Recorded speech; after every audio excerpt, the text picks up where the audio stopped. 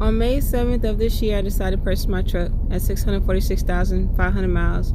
I didn't receive my first load till May 29th, the day after orientation, and June 28th today, I'm sitting at 659,690 miles.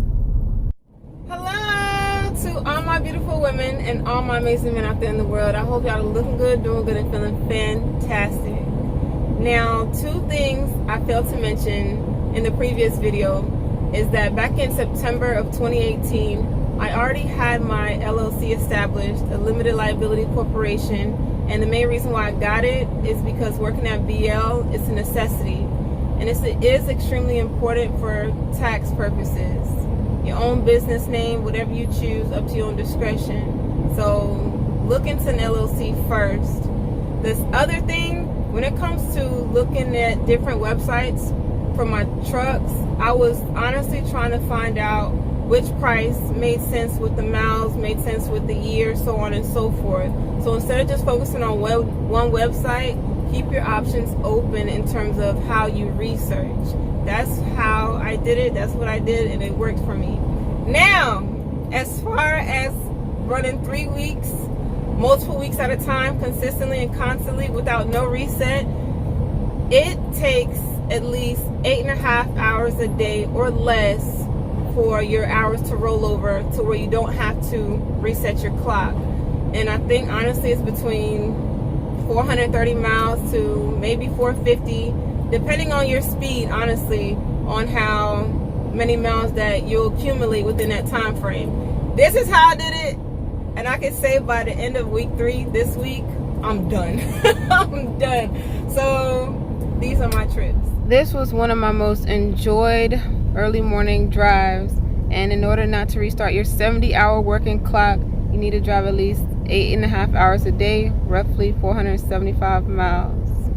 These loads are from June 9th through June 29th. My longest run from Bloomsbury, New Jersey to Anaheim, California, 38,500 pounds, a load of spices, in which I don't think Trinity liked at all. The next one was from Ontario, California to Tucson, Arizona. I wanted the hell up out of California, so I'm trying to make it back east. 21,816 pounds, a load of empty boards. This wasn't bad. The next one was from Wilcox, Arizona to Loveland, Texas.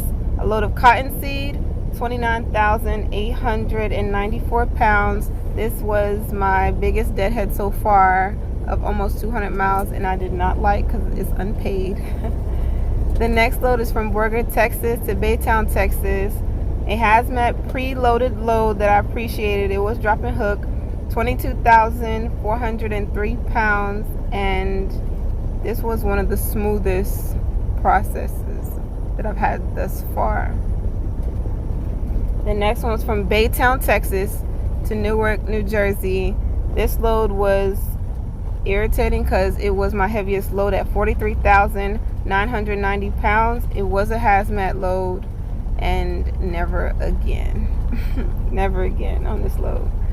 The next one's from Mountjoy, Pennsylvania to Woburn, Massachusetts. It was a hazmat load, and I know it was less than 30,000 pounds, so this wasn't bad.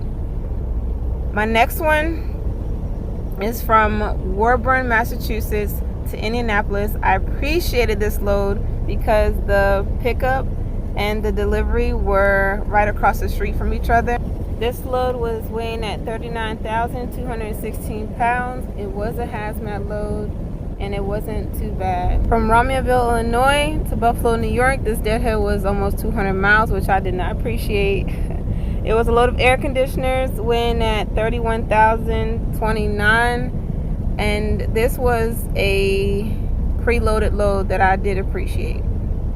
Warren, Pennsylvania to Fort Oaks, North Carolina, a load of medical supplies, and it weighs 15,721, and this is actually heading me towards home, and I cannot wait.